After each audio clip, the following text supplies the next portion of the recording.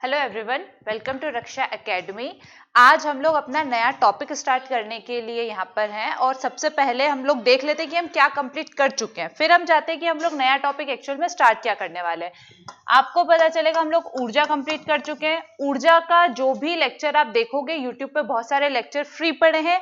रक्षा academy के application पे बहुत सारे वीडियोस फ्री पड़े हैं। आप कहीं पर भी जाकर देखेंगे तो आपको पता चलेगा कि किस तरीके से पढ़ाया गया है, आपके एग्जाम के लिए कितना बेनिफिशियल है। क्या एमपी में आपको इस तरीके से अभी तक पढ़ाया गया है या कुछ अलग तरीके से बताया गया है, ताकि आप ना सिर्फ पेपर 3 के क्वेश्चन सॉल्व करवाओ। इवन अब आपके 2020 में जो एक ऐसे का टॉपिक है जो 250 वर्ड्स में आपका करंट से जुड़ा हुआ है, वो भी आप कितने अच्छे से विदाउट एनी सर्च, आपको गूगल पे किसी बुक में जाके कुछ सर्च नहीं करना है, आपको सिर्फ एनर्जी का पूरा सिलेबस पढ़ना है। जैसा आपको पढ़ाया गया है उसके अकॉर्डिंग पूरा पढ़ाया गया है और ये पूरी गारंटी के साथ पढ़ाएगा कि इससे बाहर क्वेश्चन नहीं आएगा। आप खुद जाकर देखो, लगता है तो कोर्स परचेस करो, नहीं लगता है तो जहां से पढ़ रहे हो वहीं से पढ़ते रहो। उसके बाद हमने बायोटेक्नोलॉजी पढ़ा।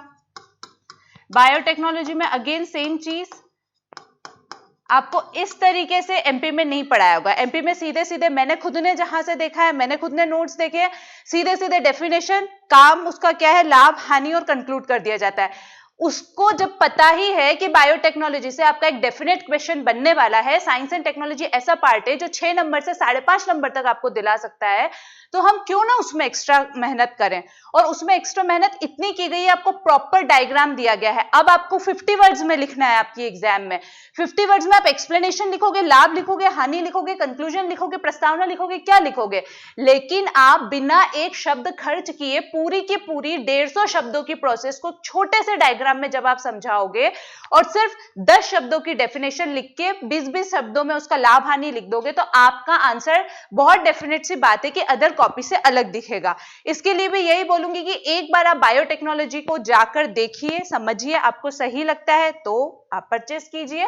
इतना डेफिनेट सी बात है कि यहां पर जिस तरीके से आपको बायोटेक्नोलॉजी पढ़ाया पूरे मध्य प्रदेश में कहीं नहीं मिलेगा। इवन यूपीएससी लेवल का आपको यहां पे बायोटेक्नोलॉजी मिलेगा। सेकेंड चीज, इससे बाहर सिंगल क्वेश्चन नहीं जाएगा, ये भी गारंटी है। उसके बाद सेम चीज में हमने इंटेलेक्चुअल प्रॉपर्टी राइट कंप्लीट किया। इंटेलेक्चुअल प्रॉपर्टी राइट में सिर्फ पढ़ा दिया जाता है क्या, कौन सा कानून है, कौन सा मंत्रालय है, सिर्फ इतना। भाई आपके भारत में क्या क्या केस हुए हैं, भारत वर्तमान स्तर पर क्या अपनी छवि बना चुका है इंटेलेक्चुअल प्रॉपर्टी राइट में, कि भारत को एक मजबूत राष्ट्र के रूप में स्थापित किया हुआ माना जाता है। भारत के हाईकोर्ट और सर्वोच्च न्यायालय के डिसीजन को अन्य विकासशील और अल्प विकसित देश अपना उदाहरण मानते हुए चलते हैं। जब तक हमको यह पता नहीं होगा तब तक हम क्या कंक्लूजन और क्या इंट्रोडक्शन बनाएंगे कि हमारे नंबर को 6 में से या 5 नंबर में से 4 नंबर तक मिले। इसके लिए इंटेलेक्चुअल प्रॉपर्टी राइट का वीडियो यूट्यूब पे फ्री पड़ा है, एक बार आप जाके देखिए, आपको डिफरेंस डेफिनेटली समझ में आएगा और उसके बाद आपको लगेगा कि हाँ, अगर पढ़ना हो तो ऐसे पढ़ो, अदरवाइज नहीं पढ़ो। ठीक है। अब हम जो शुरू कर रहे हैं वो है वैज्ञानिकों का योगदान। विज्ञान और तकनीकी के क्षेत्र में भारतीय वैज्ञानिकों का योगदान। जब आप अपना सिलेबस देखेंगे तो 2019 के सिलेबस में सिर्फ एक लाइन दी हुई है कि विज्ञान और तकनीकी के क्षेत्र में भारतीय वैज्ञानिकों का योगदान बताइए। जब आप 2020 का सिलेबस देखेंगे तो स्पेसिफिकली 12 साइंटिस्ट का नाम वहां पर मेंशन किया गया है कि इन साइंटिस्ट का योगदान आप बताइए विज्ञान और तकनीकी के क्षेत्र में। तो 2019 वालों के लिए एक बात क्लियर हो जाती है कि हमको ये 12 ही पढ़ने, क्योंकि डॉक्टर एपीजे अब्दुल कलाम वो आपसे पूछ चुका है पीछे। अब इन 12 में से कोई और एक उठा के यहां पर आपसे पूछेगा, ज्यादा आपको घूमने फिरने की, अपना माइंड डाइवर्ट करने की जरूरत नहीं। 12 हमको तैयार करने। पहली चीज 2020 के सिलेबस से 2019 वालों के लिए क्लियर हुई और 2020 वालों के लिए तो क्लियर है कि हमको ये 12 नाम जो है टू द पॉइंट तैयार करने हैं। टू द पॉइंट जब हम तैयार करेंगे, अभी हम पढ़ेंगे, तो हम दो तरीके से उसको तैयार करेंगे। 2019 वालों अगर देखेंगे तो आपको 3, 6 और 15 नंबर के लिए तैयार करना है, और 2020 वाले अगर देखेंगे तो उनको भी 3, 5 और 11 नंबर के लिए तैयार करना है। क्योंकि डॉक्टर एपीजे अब्दुल कलाम 2018 में 100 वर्ड्स में पूछा जा चुका है। गारंटी के साथ इन 12 में से कोई एक नाम आपको अपनी एग्जाम में मिलेगा 2019 की जो अब मेंस होने वाली है उसमें, और 2020 में तो 101% मिलना है, क्योंकि उन्होंने अपनी यूनिट को डिवाइड कर दिया है। तो जब हमको पता है कि 12 वैज्ञानिकों का नाम पढ़ के हम अपने 6 में से 5 नंबर एकदम पक्के कर सकते हैं, तो हम क्यों नहीं तैयार करें उसको उस हिसाब से। दूसरी चीज, आपका मेंस 2020 में जो होने वाला है उसमें इनमें से एक क्वेश्चन आएगा जिसमें अब इनकी साइंटिस्ट की क्या क्या खोजें रही हैं, इनकी पुस्तकें कौन सी रही है, या क्या इंपॉर्टेंट इनका कंट्रीब्यूशन रहा है। जब वो पढ़ेंगे तो आपको समझ में आएगा कि अच्छा प्रीलिम्स में भी इनसे किस तरह का क्वेश्चन बन सकता है। ये पूरे एस्पेक्ट को लेकर हम चलेंगे। अगेन, जितना डाइवर्सिफिकेशन के साथ, जितना स्पेसिफिकेशन के साथ और जितनी यूनिक चीज के साथ आपको यहां पढ़ाया जाएगा, कहीं नहीं मिलेगा। मैंने खुद 10 सिलेबस 10 सोर्सेस को देखकर आपका ये नोट्स तैयार किया है। तो इसलिए ये चीज बार बार बोल रही हूँ कि अगर आपको कोई चीज पे ज्यादा ध्यान दिए जाने की बात की जाती है तो आप दो, इसलिए की जा रही है क्योंकि पेपर 3 हिंदी मीडियम के लिए ऑलरेडी ये खवा है कि हमारे नंबर नहीं आते हैं, हमारे नंबर नहीं आते। नंबर नहीं आने का रीजन मैंने बता दिया है, कोई एक्सप्लेन करके नहीं पढ़ाता, किसी को खुद नहीं या तो समझ में आता, या फिर उनको समझ में आ गया उनको समझाना नहीं आ रहा है, या फिर तीसरी बात है कि यही सोचा जाता है कि इतना टफ सब्जेक्ट है क्यों हम मेहनत करें, क्योंकि नॉन साइंस के बच्चे को एक्स्ट्रा मेहनत चाहिए पेपर 3 में। जब यहाँ पर एक्स्ट्रा मेहनत की जा रही है और अगर जैसे आनंद सर अपनी स्ट्रेटेजी में बताते हैं कि आपको अगर रैंक लानी है तो कम से कम कोई एक पेपर आपका ऐसा होना चाहिए जिसमें आप 200 क्रॉस करो। और पेपर 3 इतना अच्छा पेपर है कि जो लिख के आओगे उसमें से पूरे के पूरे नंबर मिलने के चांसेस रहते हैं। तो हम इसमें मेहनत क्यों ना करें जब हम इतने अच्छे से सारी चीजें करवा रहे हैं। इसका बचा हुआ सेक्शन अंजनय सर आपको उतने ही अच्छे से करवा रहे हैं। डेफिनेट सी बात है, आपकी पूरी श्योरिटी बनती है, इंश्योर किया जा रहा है आपको रक्षा एकेडमी की तरफ से कि अब हिंदी मीडियम का बच्चा जो पेपर 3 में अभी तक डिस्क्वालीफाई हो जाता था और मेंस से बाहर हो जाता था, या पेपर 3 की वजह से हिंदी मीडियम का बच्चा फर्स्ट या सेकंड रैंक नहीं ला पा रहा था, वो अब पेपर 3 में भी रैंक लाने के लिए कैपेबल होगा। तो आप लोग बहुत ज्यादा ध्यान से पढ़ो, रिवाइज करो, एक वीडियो को 2-3 बार देखो। हमारे यहाँ पे कोर्स में कोई कांस्टेंट नहीं है आपके लिए कि आप एक वीडियो को 2 बार देखो, 3 बार लोग देखो। कोर्स खरीदो, पूरे 1 साल की वैलिडिटी है, चाहो तो 365 बार उस वीडियो को देखो। ज्यादा आपको जानकारी चाहिए, आप रक्षा एकेडमी का एप्लीकेशन डाउनलोड करो, सारी की सारी डिटेल्स मिलेगी आपको। पता है 19 नवंबर तक अभी हमारा ऑफर चल रहा है कि आपको 15,000 का जो कोर्स है वो सिर्फ और सिर्फ 7,500 रुपए में मिलेगा, जिसमें आपको पेपर 1, 2, 3, 4 सब कुछ मिलेगा, pre plus mains, even interview तक का गाइडेंस आपको सिर्फ इसी 7,500 रुपए में मिलेगा। इतने कम में इतना कुछ कोई नहीं देता है। एज ए स्टूडेंट बोल रही हूँ क्योंकि आपको भी पता है मैं खुद रक्षा एकेडमी की स्टूडेंट रह चुकी हूँ, बाद में यहाँ पे एज ए फैकल्टी ज्वाइन किया है, तो कुछ देख के ही मैंने भी एकेडमी को ज्वाइन किया होगा एज ए स्टूडेंट्स। जब मैं खुद अपने मेंस की तैयारी के लिए यहाँ पर ज्वाइन करने आई हूँ तो कुछ देख कर ही आई होंगी, कुछ अच्छा लगा होगा तभी आई होंगी। पढ़ने के तरीके से आपको समझ में आ रहा होगा कि ऐसे ही कुछ तो ज्वाइन नहीं कर लूंगी। तो जब मैं एज ए स्टूडेंट आपसे बोल रही हूँ कि 7,500 बहुत ज्यादा कीमत नहीं है, आप ज्वाइन करो, अपनी तैयारी को वो आयाम दो जो आपको रिजल्ट की इंश्योरिटी दिलाए। सिर्फ पैसा फंसाने के लिए कहीं पे पैसा मत दो। इसके लिए ज्यादा डिटेल चाहिए कोर्स से रिलेटेड, टेस्ट सीरीज से रिलेटेड, टॉप 100 ग्रुप से रिलेटेड, सबसे पहले रक्षा एकेडमी का एप्लीकेशन डाउनलोड कीजिए, टेलीग्राम चैनल ज्वाइन कर लीजिए उनका। वहां पे आपको सारी की सारी क्लास की डिटेल्स मिल जाएंगी। टॉप 100 ग्रुप में क्या चल रहा है थोड़ी बहुत झलक आपको रक्षा एकेडमी के चैनल पे मिल जाएंगी। टेस्ट सीरीज फ्री अवेलेबल कराई जा रही है आपको, टेस्ट के क्वेश्चन फ्री में आप देख सकते हो, चाहे प्रीलिम्स का हो चाहे मेंस का हो। इजीली आप लोग देखकर देख सकते हो कि क्या वो स्तर आपको प्रदान किया जा रहा है कि आप मेंस या प्रीलिम्स की तैयारी इस एकेडमी से करो। वो क्वेश्चन पेपर में आपको स्तर दिखाई देगा। इतनी सारी चीजें जहां पर आप चेक कर सकते हो कि आपको कौन सी एकेडमी तैयार कर सकती है आपकी एमपीपीएससी की तैयारी के लिए। सारी चीजों को जांचो, परखो, कीमत देखो, गुणवत्ता देखो, उसके बाद ज्वाइन करो आपको क्या ज्वाइन करना है। अब हम चलते हैं हमारे टॉपिक के ऊपर, वो है डॉक्टर होमी जहांगीर भाभा। 12 टोटल आपके ऐसे साइंटिस्ट हैं जो हम इसके अंदर कवर करेंगे। पहला मैंने डॉक्टर होमी जहांगीर भाभा क्यों उठाया उसका रीजन बता देती हूँ। जब मैंने आपको साइंस एंड टेक्नोलॉजी पढ़ाया था उसके अंदर मैं आपको डॉक्टर होमी जहांगीर भाभा परमाणु ऊर्जा में बता चुकी हूँ। ऊर्जा वाले सेक्टर में ऊर्जा वाले सेक्टर में मैंने आपको परमाणु ऊर्जा और परमाणु तकनीकी साथ में बताई थी। उसमें डॉक्टर होमी जहांगीर भाभा का नाम लिया था मैंने। तो क्योंकि मैं ऑलरेडी आपको एक बार वो एक्सप्लेन कर चुकी हूँ, आपके लिए कोई नया नाम नहीं है, इसलिए मैंने यहाँ से शुरुआत की है कि अगर एग्जाम में कोई ऐसा क्वेश्चन आता है जो हमने पढ़ा नहीं है, लेकिन मतलब स्पेसिफिक उस क्वेश्चन के लिए हमने तैयारी नहीं की है, बट इधर उधर कहीं हमने पढ़ा है, तो हम किस तरह से उस क्वेश्चन को आंसर में बांध सकते हैं। अभी कुछ और बताऊं उससे पहले चलते डॉक्टर होमी जहांगीर भाभा के लिए अभी तक हम अपने परमाणु ऊर्जा के कार्यक्रम वाले क्षेत्र में कितना पढ़ चुके हैं। हमें पता चला था कि डॉक्टर होमी जहांगीर भाभा ही वो व्यक्ति है जिसकी वजह से आज भारत परमाणु ऊर्जा के क्षेत्र में इतना आगे बढ़ चुका है कि न्यूक्लियर सप्लायर ग्रुप ने एनपीटी साइन किए बिना भी भारत को छूट दी कि लो आप नाभिकीय ऊर्जा के स्रोत लो, आप नाभिकीय ऊर्जा के लिए तकनीक लो और जो यूज आपको करना है वो करो, हमारी तरफ से पूरी छूट है।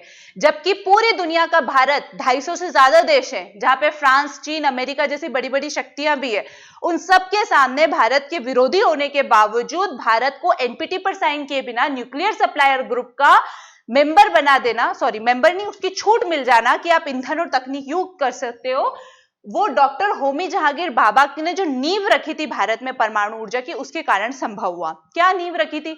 डॉक्टर होमी जहांगीर भाभा या जितने भी हम 12 साइंटिस्ट पढ़ेंगे, आपको पता चलेगा कि वो उस दौर के हैं जब भारत स्वतंत्रता प्राप्त करने के लिए आगे आ रहा था, लड़ाई कर रहा था, संघर्ष कर रहा था। आज के दौर में जब हमारे पास टेक्नोलॉजी की कोई कमी नहीं है, स्वतंत्रता जैसे अधिकार की कोई कमी नहीं है, तब कोरोना काल आ जाने पर हमारी पढ़ाई कितनी अफेक्ट होती है ये हम सबको पता है। उस समय जब तकनीकी नाम की कोई चीज नहीं थी, अंग्रेजों का वर्चस्व था, भारतीयों को निचले दर्जे का माना जाता था, उस दौर में कोई वैज्ञानिक या कोई बच्चा एक बहुत ही मध्यम वर्गीय परिवार से आकर इतना बड़ा देश का वैज्ञानिक बन जाता है कि संपूर्ण देश की नींव उन वैज्ञानिक संस्थाओं के आधार पर चल रही हो। तो आप खुद सोचो कि ये 12 वैज्ञानिक क्यों इतने इंपॉर्टेंट है कि आपके सिलेबस में रखे हुए हैं। ये सब आपके स्वतंत्रता संघर्ष के समय के वैज्ञानिक है। उस समय में जब भारत का एक एक बच्चा साधारण शिक्षा के लिए भी वंचित था, साधारण शिक्षा के लिए तरस रहा था, उस समय में इन्होंने शिक्षा तो अर्जित की, विदेश जाकर भी ये पढ़े, अपने आप को इस काबिल भी बनाया कि साइंटिस्ट बन गए, लेकिन उस वक्त भी अंग्रेजों की लालच में नहीं आकर भारत की समृद्धि के लिए काम करना और भारत को उस समय में वैश्विक पटल पे भारत का दर्जा दिलाना, अंग्रेजों की दृष्टि से नहीं, भारत की दृष्टि से, कि तुम भारतीयों को कमजोर समझते हो, नाकाम समझते हो, लेकिन भारत वास्तव में विश्व गुरु है। ऐसी महान हस्तियां हैं भारत में जो आज भी भारत को फिर से विश्व गुरु का दर्जा दिलाने का कैपेसिटी रखती है।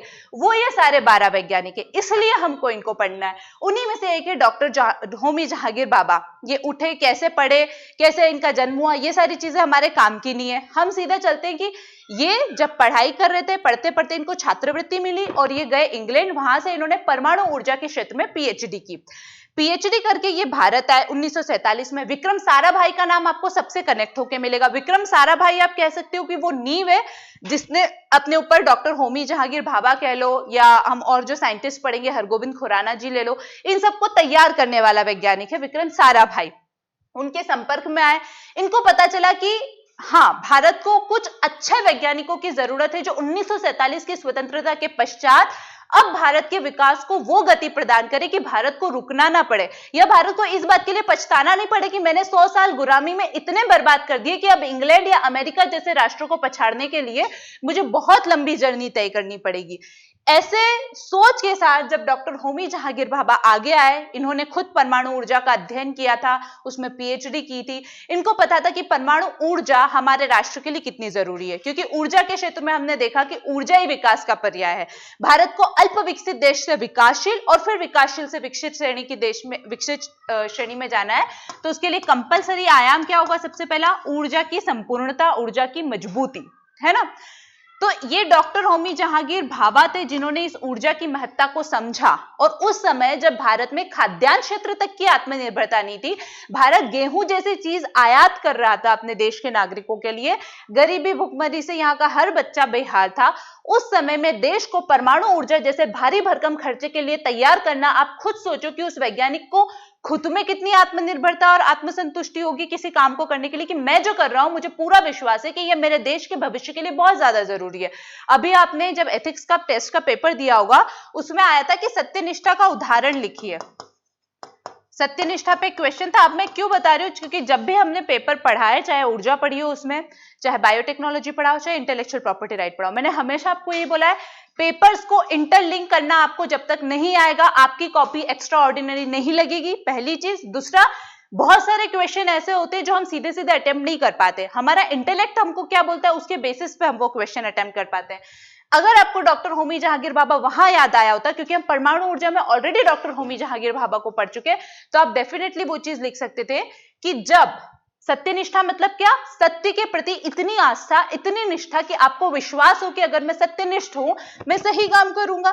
तो ये डॉक्टर होमी जहांगीर भाभा थे कि जब देश में भूखमरी थी, जब देश गेहूं जैसी चीज आयात कर रहा था, तब उन्होंने बोला कि नहीं, परमाणु ऊर्जा इतनी ज्यादा जरूरी है। उन्होंने अपनी सत्यनिष्ठा को प्रदर्शित किया, अपने विश्वास को वहां पर दिखाया कि सही चीज है, मेरे देश के लिए जरूरी है, तो चाहे कितने ही लोग मेरे अगेंस्ट जाए, चाहे मुझे इस समय बेवकूफ कहा जाए कि खाने के लिए नहीं और परमाणु ऊर्जा के लिए ये पैसा इन्वेस्ट कर रहे हैं, वो सारी परिस्थितियों में भी एक तो उन्होंने अपने देश में परमाणु ऊर्जा की स्थापना की, और दूसरी चीज, जब उन्होंने भारत में परमाणु बम बना लिया तो इजराइल के राष्ट्रपति ने उन्हें बोला कि आप भारत को छोड़ के इजराइल में आओ, जितना भारत आपको पैसा देता है उसका 4 गुना पैसा हम देंगे, यूनाइटेड नेशन में आपकी पहुंच बनाएंगे, मतलब जितनी प्रसिद्धि, जितनी ख्याति, जितना पैसा आपको चाहिए इजराइल आपको दिलवाएगा, आप भारत छोड़कर इजराइल आओ और इजराइल के लिए बम बनाओ। उस व्यक्ति ने 1947 की गरीबी भुखमरी के टाइम पर भारत को चुना। आज हमारे देश का बहुत सारा ब्रेन ड्रेन होकर चला जाता है अमेरिका की सैन फ्रांसिस्को में, जहां पर पूरी आईटी सेक्टर की नींव स्थापित हुई है, लेकिन यह वैज्ञानिक उस समय अपने देश को छोड़कर नहीं गया और उनके इस इतने बड़े प्रस्ताव को ठुकराया और बोला कि नहीं, मैं भारत का हूं, भारत के लिए रहूंगा, और उन्होंने अपनी भारत के प्रति सत्यनिष्ठा का परिचय दिया। तो अगर आपको ये एग्जाम्पल्स याद रहेंगे तो आप ऐसा नहीं कि सिर्फ पेपर 3 में ऐसे में अपना दिखा पाएंगे कि हमको कितना आता है, आप पेपर 4 एथिक्स में भी दिखा पाएंगे, पेपर 2 में जब आप संविधान के अंदर पढ़ेंगे कुछ एग्जाम्पल आपको डालना पड़ेंगे, पेपर 2 के पार्ट बी वाले सेक्शन में, इकोनॉमिक्स वाले सेक्शन में, आप हर जगह इसको यूज कर सकते हैं। इसे बहुत ध्यान से पढ़ो, दिमाग खुला रखो, कहां कहां यूज कर सकते हैं। ये तो अभी क्वेश्चन था सामने, इसलिए मैंने आपको एक्सप्लेन कर दिया कि पेपर 4 में सत्यनिष्ठा में आप कैसे होमी जहांगीर भाभा का एग्जाम्पल दे सकते हो। तो डॉक्टर होमी जहांगीर भाभा, एक लाइन में बोलूं तो भारत के परमाणु ऊर्जा कार्यक्रम के जनक है। कौन है ये? भारत के परमाणु ऊर्जा कार्यक्रम के जनक। इन्हीं के चलते आपका बार्क स्थापित हुआ, भाभा एटॉमिक रिसर्च सेंटर, इन्हीं के नाम पर उसको बार्क नाम दिया, जहां पे अप्सरा, इन्हीं के संचालन, इन्हीं के नेतृत्व में उसको संचालित किया गया। अप्सरा क्या है? हमारे देश का पहला परमाणु नाभिकीय रिएक्टर, जो प्रयोगशाला स्तर पर था, और जो व्यावसायिक स्तर पर था वो कौन सा था? तारापुर, महाराष्ट्र का। तो जो प्रयोगशाला स्तर पर था अप्सरा, जो एशिया का पहला परमाणु नाभिकीय रिएक्टर है, वो किसके नेतृत्व में संचालित हुआ? डॉक्टर होमी जहांगीर भाभा के नेतृत्व में। इन्होंने कॉस्मिक रेस के क्षेत्र में इतनी ज्यादा रिसर्च की कि भाभा स्कैटरिंग, जो इलेक्ट्रॉन पॉजिट्रॉन स्कैटरिंग था, उसको भाभा स्पेक्ट्रिंग नाम दिया। ये क्वांटम फिजिक्स के क्षेत्र में आता है। क्या होता है अभी हम देखेंगे। कैसे लिखना है, क्या लिखना है, हम सीधे नोट्स में चल के देखते हैं, क्योंकि भूमिका में बांध चुकी हूं। हम किस लिए पढ़ रहे हैं? हमको योगदान पढ़ना है। क्या क्वेश्चन पूछा जाएगा आपसे? डॉक्टर होमी जहांगीर भाभा का विज्ञान और तकनीकी के क्षेत्र में योगदान। इनका मूल योगदान है परमाणु ऊर्जा के क्षेत्र में। देश को खाने पीने की जब भुखमरी जैसी स्थिति थी, वहां से निकालकर परमाणु ऊर्जा में इस स्थिति तक पहुंचा दिया कि एनपीटी साइन किए बिना एनएसजी ने हमको छूट दे दी। वो परिवर्तन लाने की नींव रखने वाला व्यक्ति था डॉक्टर होमी जहांगीर भाभा। तो जब योगदान पूछा जाता है, मेन फोकस इस पे लिखना है। अगर 100 वर्ड्स में आता है तो परमाणु ऊर्जा पे, अगर 300 वर्ड्स या 200 वर्ड्स जैसे कि आपका 2020 का पेपर है उसमें आता है तो आपको ये इलेक्ट्रॉन पॉजिट्रॉन स्कैटरिंग को भी लिखना पड़ेगा और कुछ और चीजें भी लिखनी पड़ेगी, जो हम सीधे नोट्स में चल के और देखते हैं, क्योंकि फैक्चुअल चीजें, फैक्ट्स अगर मैं गलत बोल दूंगी और आपको याद हो गए तो प्रॉब्लम होगा। इससे बेटर है हम नोट्स में देखते हैं ताकि हमारे फैक्ट्स भी गलत ना हो और हमको एक सीक्वेंस मिलता जाए। ठीक है। तो डॉक्टर होमी जहांगीर भाभा भारत को आणविक युग में ले गए। भारत जो अभी भी गुलामी के युग में था, सीधा निकाल के कहां ले गए उसको? आणविक युग में। तो भारत को आणविक युग में ले जाने वाले महान वैज्ञानिक डॉक्टर होमी जहांगीर भाभा का जन्म 30 अक्टूबर 1909 ईस्वी को मुंबई के एक संभ्रांत पारसी परिवार में हुआ था। अपनी प्रारंभिक शिक्षा मुंबई से प्राप्त करने के बाद इंग्लैंड में इंजीनियरिंग की पढ़ाई की आपने। ये सब इतना याद करना जरूरी नहीं है आपके लिए, कहां से पढ़े, कहां से क्या किया, पर एक जीवनी की तरह आपको बता रही हूं ताकि आपको भूमिका समझ में आए कि वैज्ञानिक क्या पढ़ के क्या बने, है ना। एग्जाम में ये सब याद करने की जरूरत नहीं है, सिर्फ जन्म याद कर लेना। अगर 3 नंबर में पूछा जाए तो जन्म से शुरू करेंगे। मेन योगदान किस चीज में? जैसे डॉक्टर होमी जहांगीर भाभा का परमाणु के क्षेत्र में, विक्रम साराभाई का इसरो के क्षेत्र में, तो वो एक एक लाइन वाला स्टेटमेंट याद रखना है ना। 1934 में कैम्ब्रिज विश्वविद्यालय से न्यूक्लियर फिजिक्स, ये देखो न्यूक्लियर फिजिक्स में डॉक्टरेट यानी पीएचडी की उपाधि प्राप्त की। ये लाइन याद रखना क्योंकि वो परमाणु कार्यक्रम के जनक थे, इस क्षेत्र में पढ़कर आए थे इसलिए इतना कर पाए। तो ये चीज लिखना कि 1934 में कैम्ब्रिज विश्वविद्यालय, वीवी का मतलब क्या है? विश्वविद्यालय से न्यूक्लियर फिजिक्स यानी परमाणु भौतिकी में डॉक्टरेट की उपाधि प्राप्त की आपने। अब जब आए तो सीधा परमाणु ऊर्जा में नहीं कूदे, वो पहले कुछ और क्षेत्रों में काम किया। पहले किसमें काम किया उन्होंने? क्वांटम फिजिक्स में। तो आपने क्वांटम थ्योरी और कॉस्मिक विकिरणों के क्षेत्र में महत्वपूर्ण योगदान दिया। अब क्वांटम थ्योरी क्या होती है? कणों का विज्ञान है ये। क्वांटम थ्योरी क्या है? पार्टिकल्स का विज्ञान, कणों का विज्ञान। इसको समझाने जाऊंगी तो 2 लेक्चर लग जाएंगे इस अकेले विज्ञान को समझाने में। हमको अंदर नहीं जाना है, हमको रट लेना है कि क्वांटम थ्योरी के फील्ड में भाभा जी ने बहुत काम किया था। दूसरा था आपकी ब्रह्मांडीय किरणें, कॉस्मिक किरणों के क्षेत्र में महत्वपूर्ण योगदान दिया, और इसीलिए इन दोनों क्षेत्रों में इन्होंने इतना महत्वपूर्ण काम किया, किसमें? क्वांटम थ्योरी और कॉस्मिक विकिरणों में, कि आपके सम्मान में इलेक्ट्रॉन पॉजिट्रॉन स्कैटरिंग को भाभा स्कैटरिंग नाम दिया। ये इनका महत्वपूर्ण योगदान था, तभी इसको इतना सम्मान उपलब्धि प्रदान हुई कि इलेक्ट्रॉन पॉजिट्रॉन स्कैटरिंग को हमने सीधा सीधा नाम क्या रख दिया? भाभा स्कैटरिंग। कब? जब भारत नया नया स्वतंत्र हुआ था। कब? जब भारत अल्प विकसित देश की श्रेणी में था। कब? जब भारत का खुद का कोई आत्मसम्मान नहीं था। इतने सारे बड़े देशों के क्षेत्र में वो अपने आप की नींव रख रहा था, बना रहा था अपने आप को। तब भारत का कोई वैज्ञानिक इतना अपने आप को उपलब्धियां प्राप्त करवाता है कि एक इतनी बड़ी खोज का नाम उसके नाम पे रख दिया जाता है, भाभा स्कैटरिंग। आज इलेक्ट्रॉन गॉड पार्टिकल को बोसोन कह देना बड़ी बात नहीं है। हम स्वतंत्रता के बहुत साल बाद पीछे खड़े हुए हैं। आज हमको स्वतंत्र हुए 70 साल से ज्यादा हो गए। आज अगर हमारे देश के वैज्ञानिक के नाम पे बोसोन गॉड पार्टिकल को कह दिया जाता है, बहुत बड़ी बात नहीं है। लेकिन उस समय जब भारत स्वतंत्र हुआ था, तब किसी वैज्ञानिक के नाम पे भाभा स्कैटरिंग नाम रख देना बहुत बड़ी बात थी। और इन्होंने क्या किया? पहला योगदान पता चला, क्वांटम थ्योरी कॉस्मिक विकिरण के क्षेत्र में, इसीलिए इलेक्ट्रॉन पॉजिट्रॉन स्कैटरिंग को क्या नाम दिया? भाभा स्कैटरिंग। इसी क्षेत्र में काम करते हुए आपने भारतीय विज्ञान संस्थान बेंगलुरु, जिसको आज हम Indian institute of sciences Bengaluru भी कहते हैं, कॉस्मिक रे रिसर्च इंस्टीट्यूट की स्थापना की। ये आपका बहुत बड़ा योगदान है। भारत को एक इंस्टीट्यूट पूरा का पूरा आपने सौंपा जो पूरी ब्रह्मांडीय विकिरणों के बारे में चर्चा करता है। देश को परमाणु ऊर्जा संपन्न राष्ट्र की सूची में शामिल करने का श्रेय भाभा को ही जाता है, जिन्होंने सर्वप्रथम परमाणु ऊर्जा कार्यक्रम की संकल्पना की। इसके बारे में तो पूरा भाषण दे दिया मैंने, अब इसको दोबारा क्या एक्सप्लेन करूं, है ना, पढ़ के बता देती हूँ। ये आपका main focus of answer writing होगा, परमाणु ऊर्जा। बाद में सेकंड पॉइंट में आपको स्कैटरिंग वाला पॉइंट लिखना है। भारत को परमाणु शक्ति संपन्न बनाने के अपने मिशन के तहत उन्होंने सबसे पहले क्या किया? सबसे पहले सन 1945 में Tata institute of fundamental research की स्थापना की।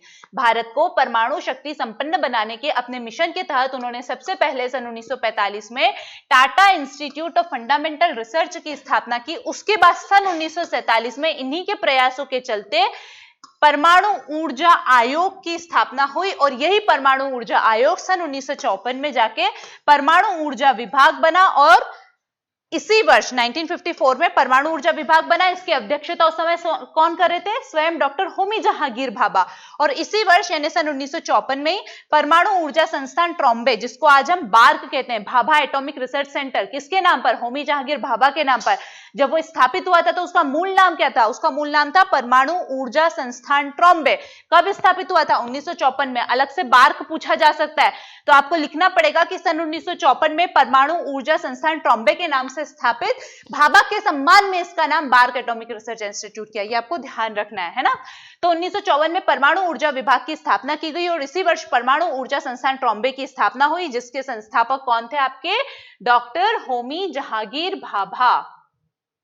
अब क्योंकि इन्हीं के निर्देशन में ही तो इन्हीं को उसका प्रमुख बना दिया, निदेशक भाभा ही थे। इनके समर्पित प्रयासों का ही परिणाम है कि भारत में वर्ष 1956 में ट्रॉम्बे में एशिया के पहले एटॉमिक रिएक्टर अप्सरा की स्थापना की गई।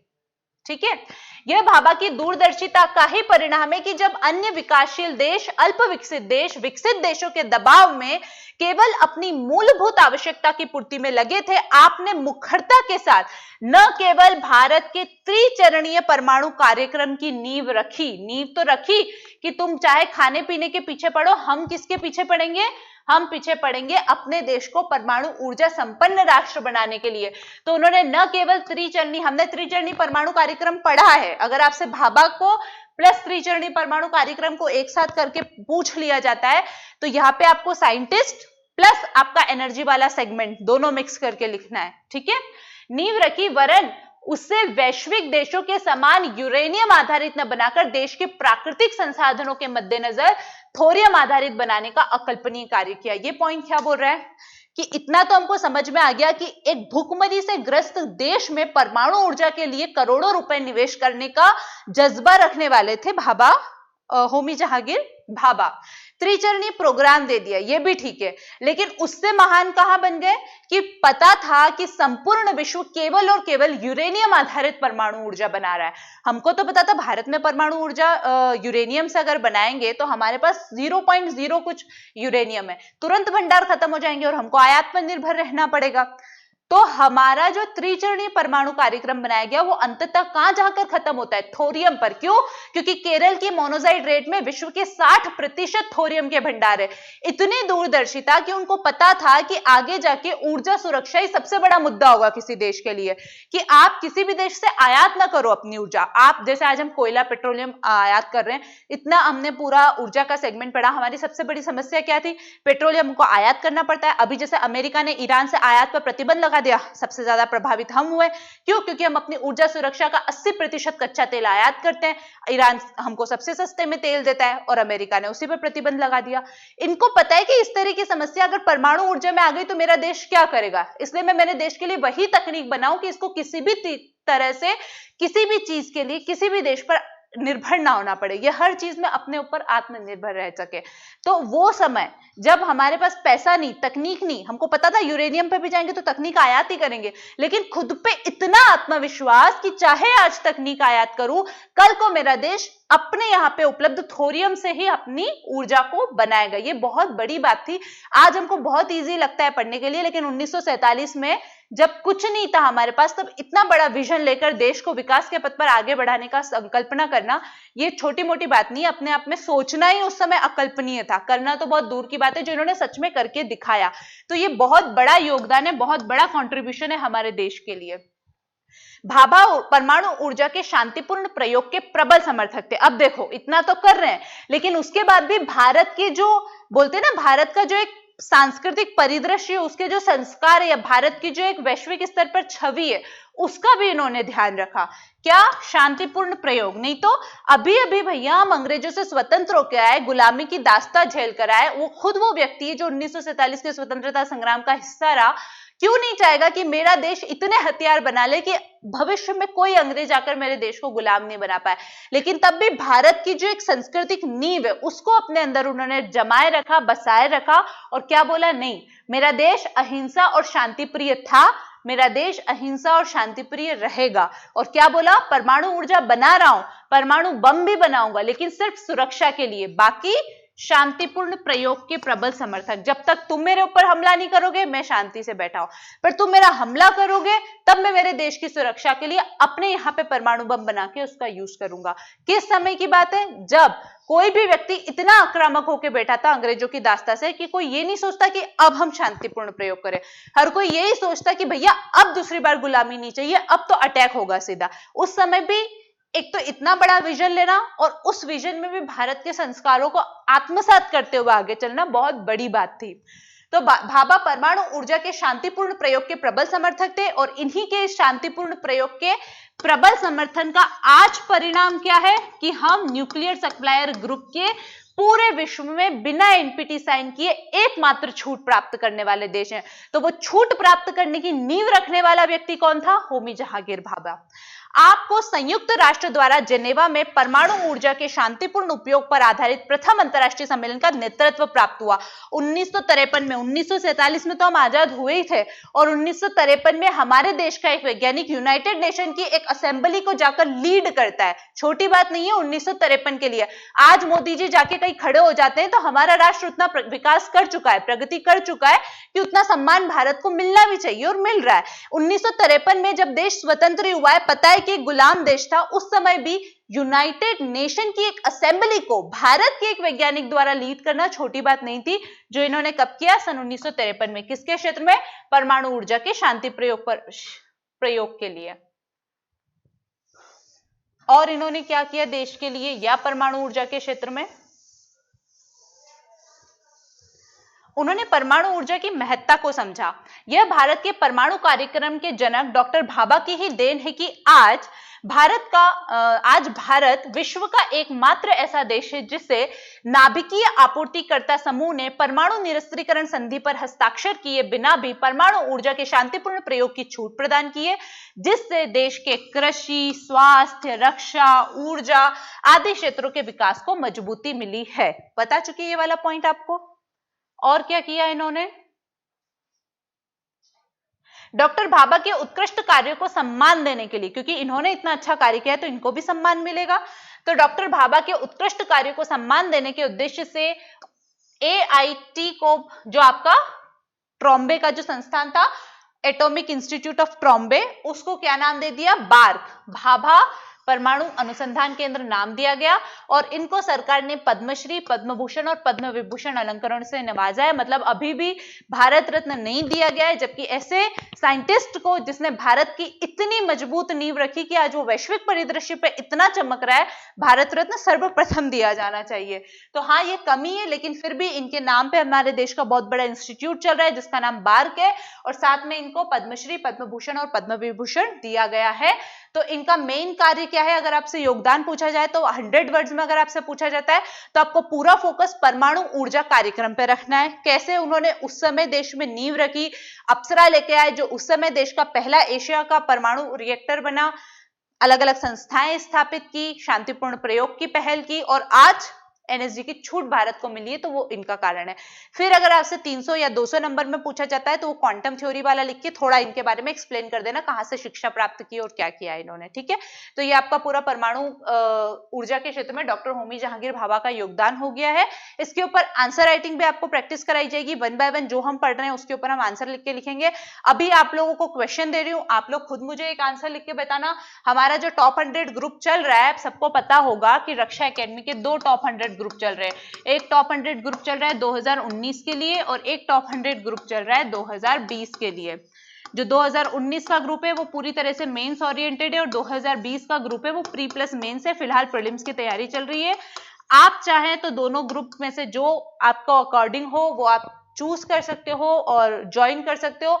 इसकी फीस है 3,500 रुपए 19 वाले की, और अभी हाल फिलहाल में 19 नवंबर तक 2020 वाले की फीस 7,500 है। ज्यादा डिटेल के लिए आप एप्लीकेशन डाउनलोड कर लीजिए, वहां से आपको सारी डिटेल्स मिल जाएंगी। और आप इन दोनों प्लेटफॉर्म पे से जो भी आप लोगों ने ज्वाइन किया हुआ है, जो ज्वाइन कर रखे हैं, उन बच्चों के लिए बोल रही हूँ, आप मुझे आंसर लिख के भेजेंगे जो मैं आपको क्वेश्चन दे रही हूँ, और फिर आपको रिव्यू करके पता चल जाएगा कि सही लिख रहे हो, नहीं जा रहे हो, क्या सुधार की जरूरत है, आपको रिव्यू दे दिया जाएगा। क्वेश्चन है आपका, विज्ञान, भारतीय विज्ञान और तकनीक के क्षेत्र में, भारतीय विज्ञान व तकनीक के क्षेत्र में डॉक्टर होमी जहांगीर भाभा, अगर कम से कम 10 कॉपी आएगी इसकी तो मैं अपना आंसर भी इस पे लिख के और आपको सेंड करूंगी। आप लोगों को मेरा आंसर भी देखने को मिलेगा, उसके ऊपर होगा तो मैं अलग से वीडियो भी बना दूंगी। बट मिनिमम 10 कॉपीज आनी चाहिए ताकि लगे कि आप लोग इंटरेस्टेड हो क्वेश्चन आंसर राइटिंग में। तब आपको मेरे आंसर्स को मैं लिखकर दिखाऊंगी कि हाँ मैं भी इस पर लिख रही हूँ। मैं कैसा लिख रही हूँ, मुझे आनंद सर ने उस क्वेश्चन पे क्या रिव्यू दिया है, मैंने जो गलतियां नहीं की है जो मुझे आनंद सर ने बताई है वो आपको मिले, क्योंकि आनंद सर आप लोगों को 1 बाय 1 रिव्यू नहीं दे पाएंगे क्योंकि आप बहुत सारे हो, डायरेक्ट टच में भी नहीं हो। लेकिन मैं यही हूँ छतरपुर में, वो मेरी कॉपी पर जो रिव्यू देंगे, मेरी गलतियों से तो आप सीख सकते हो ना कि हाँ मैम ने ये गलती की थी, ये चीज आनंद सर ने उनको पॉइंट आउट की, अब हम ये एटलीस्ट गलती ना करें। इतना तो हम कम से कम सीख सकते हैं, यही हमारी आंसर राइटिंग को बहुत एनहेंसमेंट दे देगा। तो आप लोग कम से कम 10 कॉपी तो होनी चाहिए, टॉप 100 और दोनों वाले ग्रुप में मिला के तो कम से कम हो 10 कॉपी। फिर आपको इसके ऊपर डेफिनेटली मैं अपना आंसर लिखकर बताऊंगी। भारतीय विज्ञान और तकनीकी के क्षेत्र में डॉक्टर होमी जहांगीर भाभा के योगदान का वर्णन कीजिए, के योगदान का वर्णन कीजिए। इस क्वेश्चन को लिखना कैसे है वो देखो। इस क्वेश्चन को पहले मैं 2019 वालों के लिए बता रही हूं। 2019 वाले सुने, 2019 वालों को इस क्वेश्चन को 6 नंबर के हिसाब से यानी 100 वर्ड्स में प्लस 15 नंबर के हिसाब से, यानी 300 वर्ड्स में लिखना है, ठीक है। उसके बाद अब मैं 2020 वालों के लिए बता रही हूं। 2020 वालों को कैसे लिखना है, इसको 5 नंबर में यानी कि 50 शब्दों में प्लस 11 नंबर में यानी कि 200 शब्दों में लिखना है, ताकि आपको समझ में भी आए कि क्या आप वर्ड कम कर पा रहे हो, क्या आप वर्ड ज्यादा कर पा रहे हो। एक ही स्टेटमेंट अगर आपसे कम ज्यादा में पूछ लिया जाता है तो हमारा माइंड का हम उस हिसाब से ट्रेन है। प्लस एक क्वेश्चन और आपको लिखना है। पहले आप एक काम करो, इसका स्क्रीनशॉट ले लो, ये आपको लिखना है, जो भी करना है। ये वाला क्वेश्चन आप लोग देख लो। ये क्वेश्चन कम से कम 10 कॉपी आपकी लिखी हुई होनी चाहिए टॉप 100 ग्रुप में, ठीक है। ये क्वेश्चन 2019-20 दोनों बच्चों के लिए है। अब एक और क्वेश्चन लिख लो।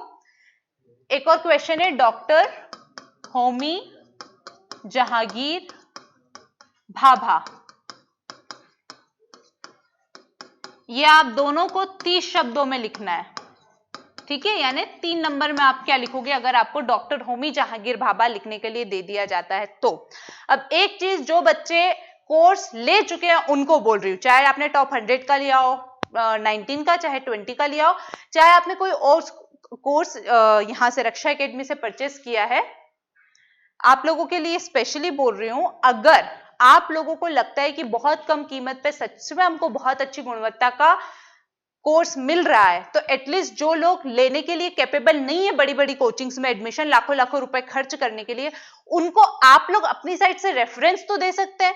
सीधे सीधे नहीं बोल सकते तो उनको ये तो बता सकते हैं कि भैया एप्लीकेशन पे फ्री चीजें पढ़िए, यूट्यूब पे फ्री चीजें पढ़िए, रक्षा एकेडमी के टेलीग्राम चैनल पे फ्री चीजें पढ़िए, जाके देख लो, गुणवत्ता सही लगती है, कीमत कम लगती है, आपके स्तर के अकॉर्डिंग लगता है कि हाँ तैयारी करा के सिलेक्शन इंश्योर करते हैं, तो वहां से खरीदो। लाखों रुपए अननेसेसरी मत फंसाओ जब बहुत कम, मतलब मिनिमम टू मिनिमम में इतनी अच्छी चीजें मिल रही है।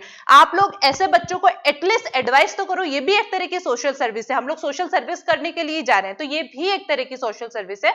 अगर आप लोगों को ठीक लगता है तो आप एडवाइस करो ऐसे बच्चों को, ठीक है। कल हम लोग देखेंगे प्रफुल्ल चंद्र राय जी को। किसको देखेंगे हम कल? प्रफुल्ल चंद्र राय जी को। एक एक करके हम 12 ही साइंटिस्ट हमारे कंप्लीट करेंगे, ठीक है। चलो आज के लिए इतना ही, थैंक यू।